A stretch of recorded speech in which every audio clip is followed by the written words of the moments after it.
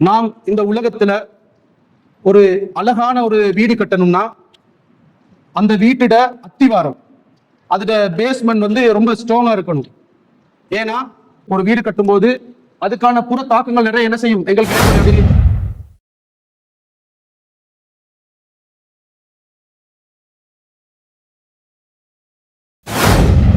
இந்த நபிமார்களுக்கு அல்லாஹ் நபிமார்களுக்கு ஏகத்துவ கொள்கையை சொல்லிட்டு மட்டும் சும்மா விடல. அவங்களுக்கு பல கட்டங்களாக சோதிச்ச அல்லாஹ் நபி இப்ராஹிம் கொடுக்கும், அதே மாதிரி மூசா அலைஹிஸ்ஸலாம், இந்த மாதிரி எல்லா நபிமார்களையும் சொல்லும் போது அல்லாஹ் கடுமையாக என்ன செய்யறான்.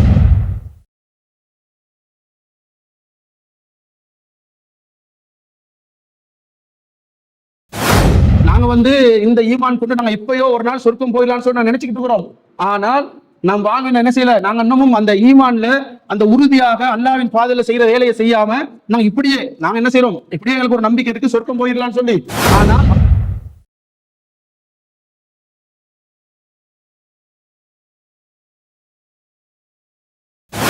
இன்னைக்கு ஈஸ்டர் தாக்குதலை நாங்க எடுத்துக்கிட்டோம்னா கட்டாயம் என்ன செய்யும், இந்த ஏகத்துவத்தை சுமந்தவர்கள், கொள்கையை சுமந்தவர்களுக்கு ஒரு சோதனை வந்துச்சு. இந்த சோதனையில சாதாரண உள்ள முஸ்லிம்களுக்கும் சோதனை தான். நீங்க பாத்தீங்கன்னா சிறைச்சாலைகள்ல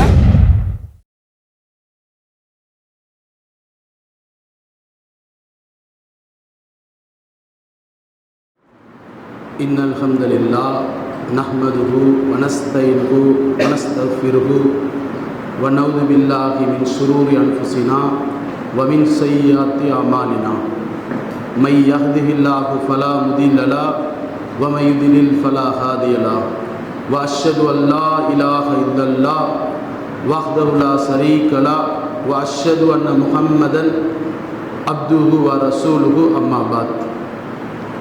எல்லா புகழும் புகழ்ச்சியும் அகிலத்தை படைத்து பரிபாலிக்கக்கூடிய ஏக இறைவனான அல்லாஹ்வுக்கே. அல்ஹம்துலில்லாஹ். வார்த்தையிலே உண்மையான வார்த்தை அல்லாஹ்வின் வார்த்தை என்றும், வழிகாட்டுதலில் சிறந்த வழிகாட்டுதல் நபிகள் நாயகம் ஸல்லல்லாஹு அலைஹி வஸல்லம் அவர்களது வழிகாட்டல் என்றும், காரியங்களே மிக கெட்டது, மார்க்கத்தின் பெயரால் புதிதாக உருவாக்கப்பட்டவைகள் அனைத்துமே வழிகேடுகள் என்றும், வழிகேடுகள் நாளை மறுமையில் நரகத்தை இட்டுச் செல்லும் என்றும் ஒவ்வொரு உரைகளிலும் நபிகள் நாயகம் ஸல்லல்லாஹு அலைஹி வஸல்லம் எச்சரிக்கை செய்வார்கள். அன்பார்ந்த அல்லாஹ்வின் நல்லடியார்களே, நாம் இந்த உலகத்தில் ஒரு அழகான ஒரு வீடு கட்டணும்னா அந்த வீட்டோட அத்திவாரம் அதோட பேஸ்மெண்ட் ரொம்ப ஸ்ட்ராங்காக இருக்கணும். ஏன்னா புற தாக்கங்கள் பொதுவாக உங்களுக்கு தெரியும், ஒரு வீடு கட்டும்போது அதுக்கான புற தாக்கங்கள் நிறைய என்ன செய்யும் எங்களுக்கு ஏற்படுவது. வெள்ளமாக இருக்கலாம், அதே மாதிரி காற்று, சூறாவளி, இந்த மாதிரி நிறைய எதிர்ப்புக்கு மத்தியில் என்ன செய்யும், அந்த பில்டிங் அந்த புற சாதனங்கள் தாக்காத அளவுக்கு என்ன செய்வோம், நாங்கள் ஒரு வீடு அழகாக அமைப்போம். ஏன், அந்த பில்டிங் உறுதியாக இருப்பதற்கு. அந்த உறுதிங்கிறது, அந்த உறுதியை கொண்டு தான் என்ன செய்யும், அந்த பில்டிங்கிற அந்த வீடு, அந்த அழகு, அந்த வீடோட தாக்கம் இருக்கும். அதே மாதிரி நாம் ஏற்றுக்கொண்டிருக்கிற இந்த கொள்கையில், இந்த ஈமானில், இதில் நாங்கள் உறுதியாக இருக்கிறோன்னா எங்களுக்கு புற தாக்கங்கள் என்ன செய்யும் எங்களுக்கு ஏற்படுத்திக்கிட்டே இருக்கும்.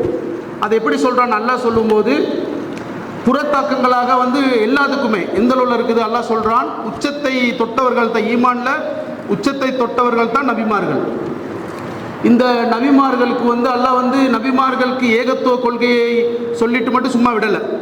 அவங்களுக்கு பல கட்டங்களாக சோதிச்ச அல்லாஹ் நபி இப்ராஹிம் கொடுக்கும், அதே மாதிரி மூசா அலைஹிஸ்ஸலாம், இந்த மாதிரி எல்லா நபிமார்களையும் சொல்லும்போது அல்லாஹ் கடுமையாக என்ன செய்கிறான், ஒவ்வொரு சோதனைகள் என்ன செஞ்சான், குடும்பத்திலிருந்து சோதனை, புறத்திலிருந்து சோதனை, இந்த பல சோதனைகளும் கண்டு என்ன செஞ்சாங்க, அந்த சோதனைகளை கலங்காமல் அதில் உறுதியாக நின்றாங்க. அதில் உறுதியாக நின்று அல்லாஹ்வின் பக்கம் நெருங்கினாங்க. இன்றைக்கி நமது வாழ்க்கையில் எப்படி இருக்குது, நாங்கள் இந்த சோதனை விஷயங்களில் நம்மளோட ஈமான் எப்படி இருக்குன்னா, சோதனை களம் வரும்போது, சோதனைகள் வரும்போது ஈமானை விட்டு நாங்கள் என்ன செய்கிறோம், தூரமாகி நாங்கள் ஒரு சாதாரண முஸ்லீமாக ஒரு சாதாரண வாழ்க்கை வாழ்றதுக்கு நாங்கள் என்ன செய்கிறோம், முற்படுத்தப்படுறோம். ஏன்னா அல்லாஹ் எங்களை படைக்கும். அல்லாஹ் சொல்கிறனது, வாழ்வையும் மரணையும் படைத்ததே உங்களில் செயல்களை மிக அழகானவர் யார் என்பதை சோதிப்பதற்காக. இந்த உலக வாழ்க்கையில வந்து இன்பத்தை கொண்டும் அல்லாஹ் சோதிப்பான், துன்பத்தை கொண்டும் அல்லாஹ் சோதிப்பான். அந்த சோதனைகளை அந்த ஈமான் கொண்டவர்கள் எப்படி உறுதியா இருக்கணும்னு சொல்லி அல்லாஹ் சொல்லுவான். நீங்க தெரியும், அல்லாஹ் அல் குர்ஆன்ல சொல்றான், 49வது அத்தியாயம் 14வது வசனத்துல சொல்றான், ஆமன்னா என்ன சொல்லுவாங்கன்னா, இந்த கிராமவாசிகள் வந்து சொல்றாங்க வந்து நாங்கள் என்ன செய்வோம், நாங்கள் ஈமான் கொண்டு விட்டோம்னு சொல்லி சொல்லுவாங்க. ரசூல்கிட்ட வந்து சொல்லும்போது அல்லாஹ் அல் குர்ஆன்ல சொல்றான், நீங்கள் என்ன செய்யுங்க, நீங்கள் ஈமான் கொள்ளவில்லை, நீங்கள் ஈமானும் கொள்ளலை, உங்கள்கிட்ட உள்ளத்தில் ஈமான் நுழையவில்லைன்னு சொல்லி அல்லாஹ் அல் குர்ஆன்ல சொல்லுவான். ஏன்னா எப்படி அதை சொல்லுவோம், அல்லாஹ் சொல்றா, நீங்கள் வந்து அஸ்லம்னா நீங்கள் வந்து இஸ்லாத்துக்கு கட்டுப்பட்டோன்னு சொல்லி சொல்லுங்க, இஸ்லாத்துக்கு நான் கட்டுப்பட்டு கீழ்போட்டியோன்னு சொல்லி சொல்லுங்க, நீங்கள் ஈமான் கொள்ளவில்லைன்னு சொல்லி அல்லாஹ் அல் குர்ஆனை சொல்லிட்டு அடுத்த வசனத்தில் சொல்றான், யார் வந்து அல்லாவின் தூதரையும் ஈமான் கொண்டு உறுதியாக நம்பி, அதில் உறுதியாக நம்பணும், உறுதியாக நம்பி தன் பொருளாதாரத்தையும் உயிர்களையும் அல்லாவின் பாதையில் தியாகம் செய்வர்களை அவர்களை ஈமான் கொண்டு சொல்லி அல்லாஹ்வை உண்மையாளர்கள் சொல்லி அல்லாஹ் சொல்றான். இப்போ நாங்கள் எப்படி இருக்கிறோம், இன்னைக்கு இஸ்லாமிய சமூகம் எப்படி இருக்கிறோம்னா, அஸ்லம்னா நாங்கள் வந்து கட்டுப்பட்டு இஸ்லாத்தை ஏற்றவர்களாக தான் வாழ்ந்துக்கிட்டு இருக்கிறோம். எப்படி வாழ்கிறோம், அந்தந்த கடமை அல்லாஹ்வை சொல்லிட்டான், நீங்கள் செய்யக்கூடிய அந்த அமலுக்கு அல்லாஹ்வுக்கு நீங்கள் செய்யக்கூடிய கடமைக்கான கூலியை நாங்கள் குறைக்க மாட்டோம். ஆனால் ஈமான்தாரிங்கிற கெட்ட என்ன செய்கிறான், வேறு அழகாக சொல்கிறான். ஈமான்தாரின்னு எடுக்கும்போதே அல்லாஹ் சொல்கிறது, நீங்கள் அல்லாஹ்வின் பாதையில் உயிரையும் பொருளாதாரத்தையும் அல்லாஹ்வின் பாதையில் தியாகம் செய்யணும். இன்னைக்கு நாங்கள் எப்படி இருக்கிறோம், இன்னைக்கு இஸ்லாமிய சமூகம் ஈமான் கொண்டிருக்கோமா அல்லது இஸ்லாத்தை நாங்கள் என்ன செய்வோம் ஏற்றுக்கொண்டிருக்கோமான்னு சொல்லி நாங்கள் அதை என்ன செய்யணும், சிந்திச்சு பார்க்கணும். அல்லாஹ் அல் குர்ஆன்ல சொல்கிறான், அல்லாஹ் சொல்கிறான் 2வது அத்தியாயம் 155வது வசனத்தில் சொல்கிறான், நாங்கள் என்ன செய்யும், உங்களை வந்து ஓரளவு அச்சத்தாலையும் பசியாலையும் அதே மாதிரி உயிரை கொண்டும் உங்களை சோதிப்போம். யார் அந்த சோதனையில் பொறுமையாக இருக்கிறார்களோ அவர்களுக்கு நற்செய்தி கூறுவே நபியேன்னு சொல்லி அல்லாஹ் அல் குர்ஆன்ல சொல்கிறான். அல்லாஹ் சொல்லும்போது பாருங்க, அல்லாஹ் வந்து உலகத்தில் அனுப்பிட்டு நாங்கள் எல்லா விதமான சோதனைகளும் அல்லாஹ் வச்சு தான் இருக்கிறோம். ஏன்னா எங்களை என்ன செய்வோம், எங்களது உயிரை கொண்டு சோதிப்போம், அதே மாதிரி பொருளாதாரத்தை கொண்டு சோதிப்போம், எங்களை விளைச்சல்களை கொண்டு அல்லாஹ் சோதிப்பான். யார் பொறுமையாக இருந்தார்களோ அவர்களுக்கு நற்செய்தின்னு சொல்லி அல்லாஹ் அல் குர்ஆன்ல சொல்கிறான். சொல்லிட்டு அல்லாஹ் சொல்கிறான், அடுத்த சொல்கிறான், யார் அப்படி இருக்கிறாங்களோ அவங்க வந்து அந்த பொறுமையோடு இருக்கிறாங்களோ அவங்க எப்படி இருப்பாங்கன்னா, அல்லாஹ் சொல்லுவாங்களாம், இன்னா லில்லாஹி வ இன்னா இலைஹி ராஜிஊன், நாங்கள் எந்த சோதனை வந்தாலும் அந்த சோதனையை பொறுத்து கொண்டு நாங்கள் அல்லாஹ்ட்ட வந்திருக்கோம், நாங்கள் அல்லாஹ்ட்ட மீள இருக்கிறோம்னு சொல்லுவாங்கன்னு சொல்லி அல்லாஹ் சொல்கிறான். இன்றைக்கி நாங்கள் வந்து இந்த மார்க்கத்தை நாங்கள் எடுத்துக்கிட்டோம்னா நாங்கள் உறுதியாக அந்த உறுதி எப்படி இருக்குன்னா, நாங்கள் வந்து சோதனைகள் வரும்போது இந்த மார்க்கத்தை விட்டு தூரமாகறான நிலையில தான் நாங்கள் இருக்கிறோம். ஏன், நாங்கள் வந்து அந்த பரம்பரையாக நாங்கள் ஏதோ எங்களோட முன்னோர்கள் இஸ்லாத்தில் வாழ்ந்தாங்க, நாங்கள் முஸ்லீமாக வாழ்கிறோம், அல்லது ஏதோ ஒரு அடிப்படையில் இஸ்லாம் வாழும்போது அந்த ஈமான்கிற விஷயத்தில் அந்த உறுதியில் ஈமான் கொண்டிருக்குங்கிற உறுதியில் என்ன செய்யலை, நாங்கள் வந்து உறுதியில் அவன் நிலையில் தான் இருக்கிறோம். அல்லாஹ் சொல்கிறான், நீங்கள் வந்து உங்களுக்கு நீங்கள் நினச்சிக்கிட்டு இருக்கீங்க, நீங்கள் சும்மா சொர்க்கம் போகலான்னு நினச்சிக்கிட்டு இருக்கீங்களா, உங்களுக்கு முன்ன சொல்ல சமூகத்தை நாங்கள் என்ன செஞ்சோம், அவர்களை சோதித்தோம். அவங்களை எப்படி சோதித்தோம், அவங்களுக்கு வந்து எப்படி சோதனைன்னு அல்லாஹ் சொல்கிறான். சஹாபாக்களுக்கு அல்லாஹ் அல் குர்ஆன்ல சொல்கிறான், முன்னே சமூகத்துக்கு நீங்கள் சோதிக்கப்படாமல் சொர்க்கம் நுழையான்னு எண்ணிக்கொண்டீர்களா, அவங்களை என்ன செய்யும், அவங்கள வறுமையும் துன்பத்தை வச்சு நாங்கள் சோதித்தோம். அவர்கள் ஈமான் கொண்டவர்கள் தூதர்களும் அலைக்கழிக்கப்பட்டார்கள், அல்லாஹ்வின் உதவி நெருக்கமாக இருக்குன்னு சொல்லி அல்லாஹ் அல் குர்ஆன்ல சொல்லுவான். ஏன்னா அல்லாஹ் சொல்லும்போது அல்லாஹ் சொல்கிற என்னது, நீங்கள் நினைக்கிறீங்க நாங்கள் வந்து இந்த ஈமான் கொண்டு நாங்கள் எப்பயோ ஒரு நாள் சொர்க்கம் போயிடலான்னு சொல்லி நான் நினச்சிக்கிட்டு இருக்கிறோம்.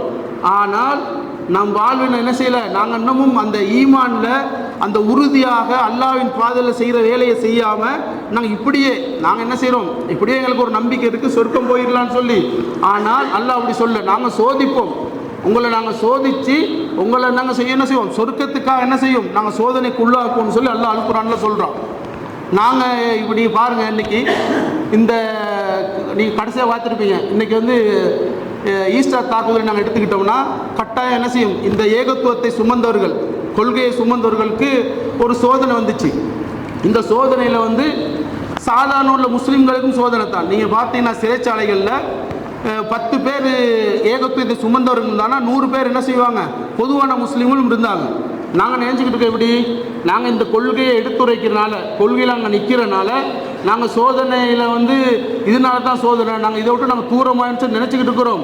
அப்படி இல்லை. அல்லாஹ் சொல்கிறான், அல்லாஹ் எங்களுக்கு எதை விதிச்சிருக்கானோ அந்த விதிச்சது எங்களை வந்தே தீருங்கிற நம்பிக்கையில் நாங்கள் என்ன செய்யலை, உறுதி இல்லை. ஏன்னா அல்லாஹ் சொல்லும்போது நாங்கள் என்ன செய்யணும், அந்த கலாச்சாரத்திற்கு மேலே உறுதியாக ஒரு நம்பிக்கை இருக்கணும்.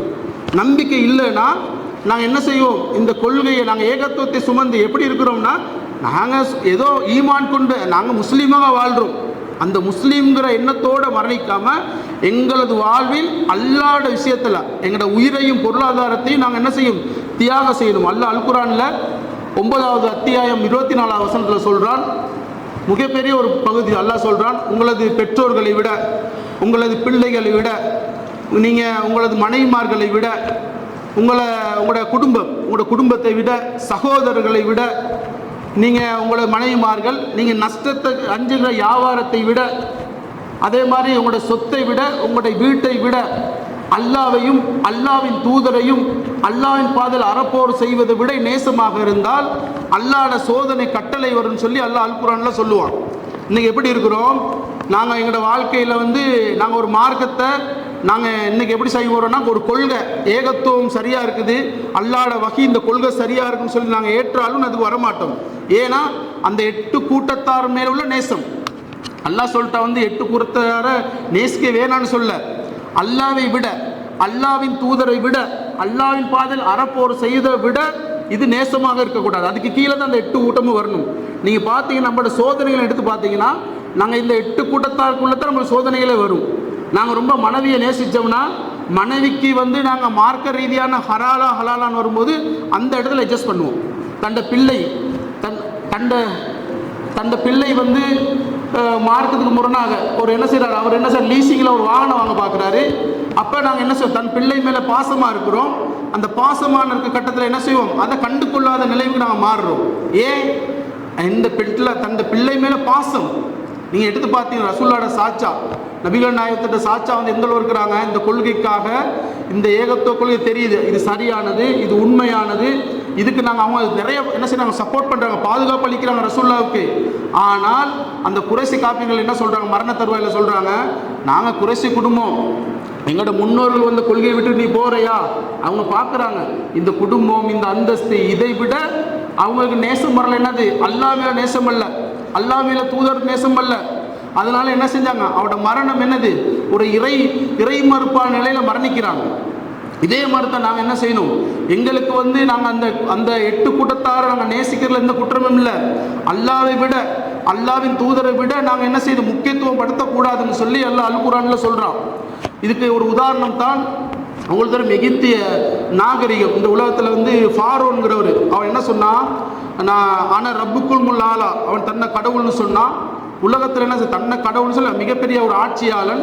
இன்றைக்கும் நான் பிரமிட்டுகளை நாங்கள் எடுத்து பார்த்தோம்னா இன்னமும் அந்த டெக்னாலஜியை கண்டுபிடிக்கிற என்ன செய்கிறாங்க, இன்னும் யோசிக்கிறா, இன்னும் செய்ய முடியாமல் இருக்குது, உலக அதிசயமாக இருக்குது.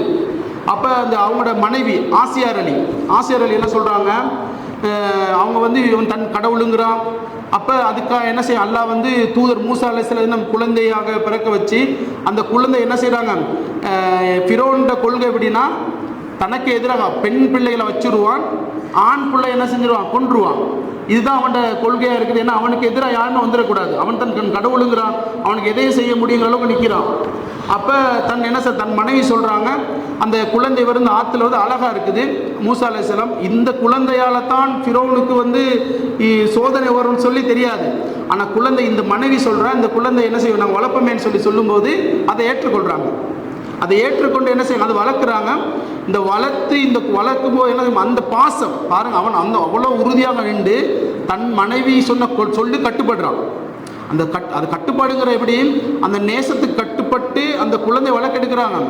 இதன் மூலியமாக என்ன செய்யுது, இதன் மூலியமாக அந்த தாய்க்கு என்ன செய்யுது, நேர்வழி கிடைக்குது. அல்லாஹ் என்ன சொல்கிறான், மூசா அலைஹிஸ்ஸலாம் வந்து சொல்கிறாங்க, கொள்கை பிரச்சாரம் செய்கிறாங்க. எப்படி, அல்லாஹ் தான் கடவுள், அல்லாஹ்வை தவிர யாரும் கடவுள் இல்லை, அல்லாஹ்வை வணங்க வேண்டும் சொல்லி மூசா அலைஹிஸ்ஸலாம் கொள்கை வரும்போது அந்த தாய் ஒரு மன்னன் ஒரு ராணியாக இருக்கா, அதுவும் கடவுளோட மனைவின்னு சொல்லி அந்தளவு ஒரு உயர்ந்த அந்தஸ்தில் உள்ளவராக இருக்கிறா.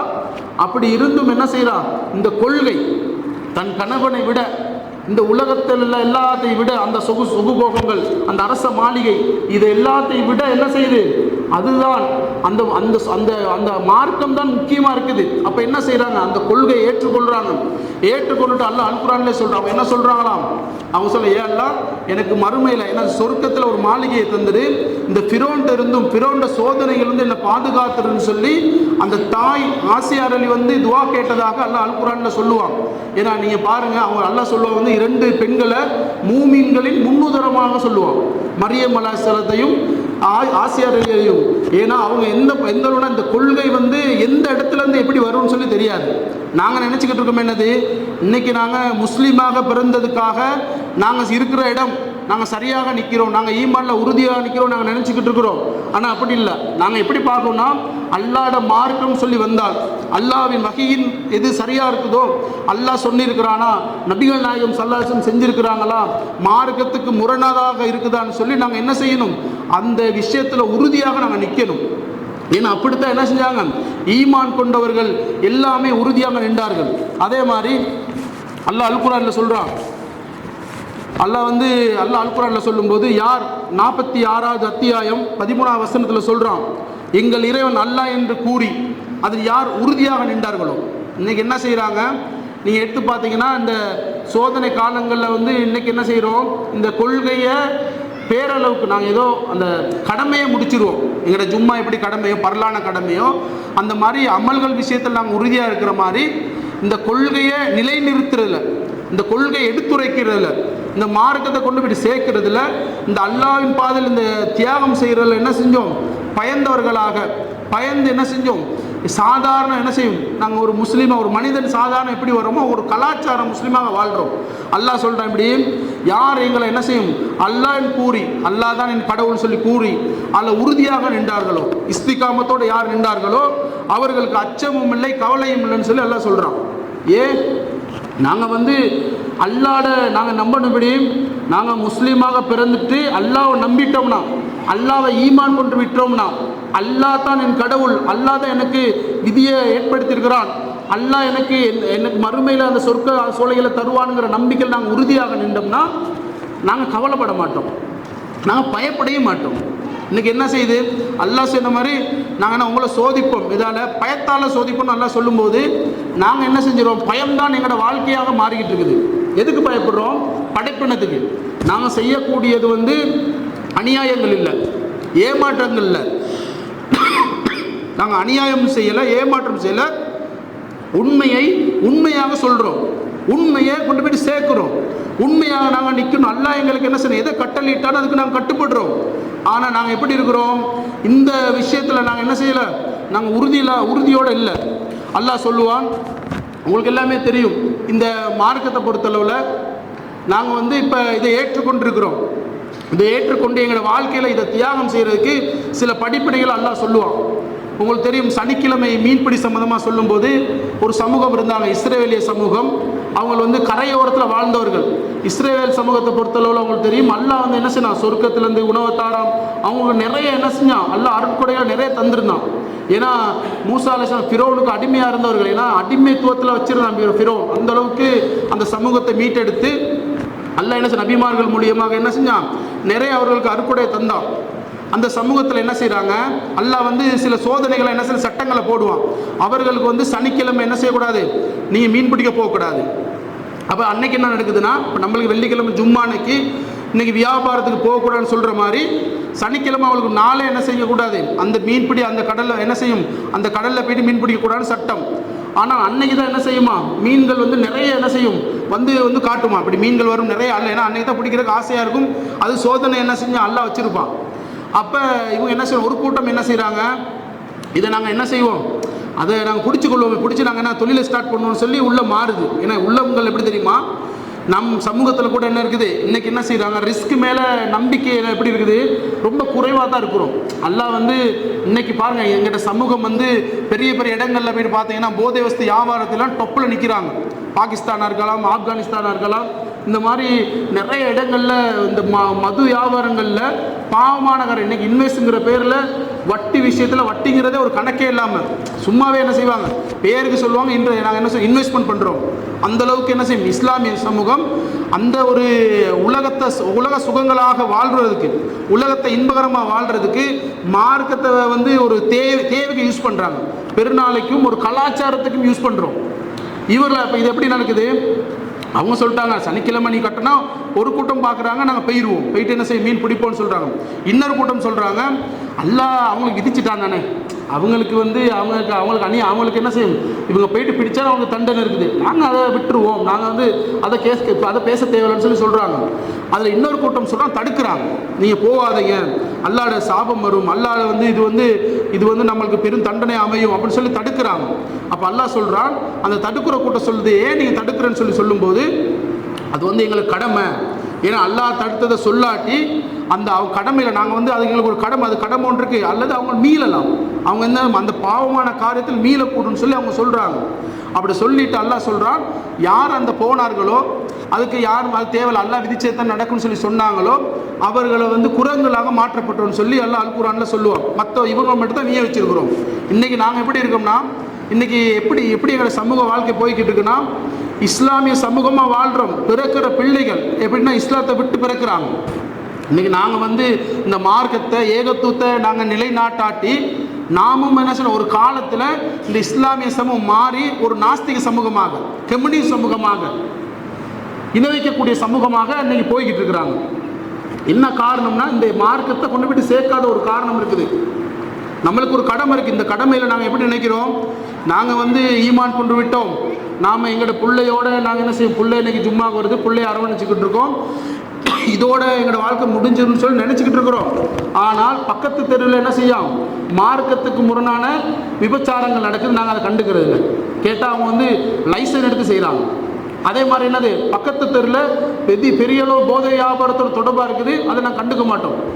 ஒரு நாள் அந்த பக்கத்துக்கு தெருக்கு வரக்கூடிய அந்த விஷயம்தான் நாளைக்கு எங்கட வீட்டுக்கு வரப்போகுது, எங்கட பிள்ளைகளை பாதிக்க போகுது.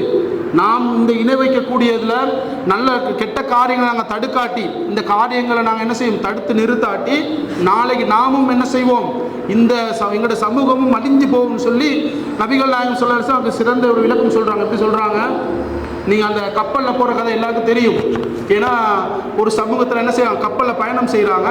பயணம் செய்யும்போது 2 தட்டுகள், மேலே ஒரு தட்டில் ஒரு சமூகம் ஒரு மக்கள் இருக்கிறாங்க, கீழேயும் இருக்கிறாங்க. அப்போ கீழே உள்ளவங்களுக்கு தண்ணி வந்து மேலே தான் இருக்குது. மேலே போய்ட்டு என்ன செய்யணும், தேவைக்கு எடுத்துகிட்டு வருவோம்னு சொல்லும்போது அவங்க கீழே உள்ளவங்க பார்க்குறாங்க, மேலே உள்ளவங்க சிரமமாக இருக்குமே, நாங்கள் கீழே என்ன செய்வோம், கப்பலில் கீழே ஒரு ஓட்டை போட்டு தண்ணி தேவைன்னு எடுத்துக்கொள்வோமே அப்படின்னு சொல்லும்போது அது அவங்க செய்ய விட்டால், மேலே உள்ளவங்க சரி பரவாயில்ல அது கீழே தானே எடுக்கிறாங்க, நாங்கள் மேலே தானே இருக்கிறோம்னு சொல்லி செய்ய விட்டால் அந்த கப்பலே மூழ்கி போகும். ஏன், நாங்கள் ஓட்டை போட்டோம்னா அந்த கப்பலே மூழ்கி போகும். அப்போ நாங்கள் என்ன செய்யக்கூடாது, அடுத்தவங்களுக்கு தானே நடக்குது, நாங்கள் நினச்சிக்கிட்டு எப்படி இப்போ சில இணை வைக்கக்கூடிய காரியத்துக்களை நாங்கள் சொல்கிறோம், அது என்ன செய்ய அல்லாஹ் விதிச்சுட்டான், நாங்கள் ஈமான் கொண்டுட்டோம், நாங்கள் இப்படியே வாழ்ந்துறோன்னு. ஏன்னா என்றைக்கு நாங்கள் விளைவிக்கணும், எந்த ஒரு காரியத்தையும் பாவமான காரியத்தை நாங்கள் தடுக்காட்டி நாளைக்கு நம்மளது ஜெனரேஷன்லேயே இது இணை வைக்கக்கூடியதாக மாறிவிடும். அதுதான் இன்றைக்கி என்ன செஞ்சுக்கிட்டு இருக்குது. இன்றைக்கி பாருங்கள், உலகத்தில் ஸ்பெயின், சில இஸ்லாமிய நாடுகளில், ரஷ்யா போன்ற நாடுகளில் வரலாறு எடுத்து பார்த்தோம்னா இஸ்லாமியர்களை நம்ம இந்த இமாம்கள் இருந்தார்கள். அதே மாதிரி பெரிய இஸ்லாமிய நாடாக இருந்திருக்குது, இஸ்லாமிய நாகரிகம் வாழ்ந்த நாடுகள். இன்றைக்கி நீங்கள் போய்ட்டு அந்த நாடுகளில் இது புரட்டி எடுத்து பார்த்தீங்கன்னா அவர்கள்லாம் நாசிக்கத்தோடு இருக்கிறாங்க. கம்யூனிஸ்ட் வாழ்க்கை, கடவுளை ஏற்றுக்கொள்ள மாட்டாங்க, அது மனுஷன் நாங்கள் காலம்தான் எங்களை தள்ளுது, இதெல்லாம் நாங்கள் ஏற்றுக்கொள்ள மாட்டோம்னு சொல்லி இன்றைக்கி என்ன செய்யுது, அப்படி வாழ்ந்தவர்கள் கூட இஸ்லாமிய நாகம் இருந்த கூட இடங்கள் கூட இஸ்லாத்தை விட்டு தூரமான நிலையில் இருக்குது. காரணம், அதை கொண்டு போயிட்டு சேர்க்காத ஒரு காரணம். என்றைக்கும் நாங்கள் அதை எடுத்துரைக்கிறதுக்கிட்டே இருக்கணும், அதை கொண்டு போயிட்டு சேர்க்கணும், அதில் நாங்கள் உறுதியாக நிற்கணும். நாங்கள் என்ன செஞ்சுக்கிட்டு இருக்கோம்னா, இந்த உலக வாழ்க்கையில் எல்லாம் நாங்கள் நம்பியிருக்கிறோம்படி, நாங்கள் உலகத்தில் வந்து 1000 நாங்கள் வந்து நினச்சிக்கிறோம், இந்த உலகத்தில் நாங்கள் வந்து ரிஸ்க், நாங்கள் வந்து பொருளாதாரத்தை திரட்டணும், குடும்பத்தை நாங்கள் சந்தோஷமாக நிலை வச்சுக்கொள்ளணும், எங்களோட பிள்ளைகளை கல்வி கற்றக்கூடணும், இன்னும் நிறைய நாங்கள் பாடுபடுறோம். இது மட்டும் பாடுபடுறது இது அமானித பொறுப்பு தான். இதை விட பாடுபடுறது அல்லாஹ்வின் பதவி தியாகம் செய்கிறது. அல்லாஹ் வந்து எப்படின்னு சொல்லிட்டான், இப்படி அல்லாஹ் எங்களுக்கு எல்லாத்தையும் விதை எழுதி முடிச்சுட்டான். இத்தனை காலம் வாழ்வை, இவ்வளோ உனக்கு சம்பாதிப்பு, இவ்வளோ கிடைக்கும், நீ இப்படித்தான் வாழ போடுவ, இவ்வளோ தான் உன்னோட வாழ்நாள், எல்லாம் அல்லாஹ் எழுதி எங்களை முடிச்சுட்டான். அல்லாஹ் எங்கள்கிட்ட எதிர்பார்க்கறது 2 காரியம் தான். என்னது? எங்கள்கிட்ட நாங்கள் என்ன செய்ய, அல்லாஹ்வை மார்க்கத்தை கொண்டு சேர்க்கிறது. அதே மாதிரி என்ன செய்யும், நாங்கள் நல்ல காரியங்களில் தீமையை தடுக்கிற காரியங்களை முன்னிக்கிறது. நாங்கள் எப்படி நினைக்கிறோம்னா, இந்த காரியங்களை நான் நிற்கும்போது எங்களுக்கு சோதனைகள் வரும்போது நாங்கள் என்ன செய்கிறோம், சோதனைகளுக்கு நாங்கள் பயந்துடுறோம். ஏன் சோதனைக்கு பயப்படுறோம்? நாங்கள் அந்த வாழ்க்கையில் இந்த பிரச்சனைக்கு மாட்டிக்கக்கூடாது. பிரச்சனைக்கு மாட்டிக்கூடல. உண்மையை சொல்லும்போது பிரச்சனை வரத்தான் செய்யும். நாங்கள் சரியாக இருந்தோமா, நேராக இருந்தோம்னா எங்களோட வாழ்க்கையில் பிரச்சனை வரத்தான் செய்யும். அதனால் நாங்கள் என்ன செய்யணும், இந்த கொள்கையில் உறுதியாக நின்று நாங்கள் என்ன செய்யணும், நல்ல காரியங்களை ஈடுபட வேண்டும் என்று கூறி பார்க்குறத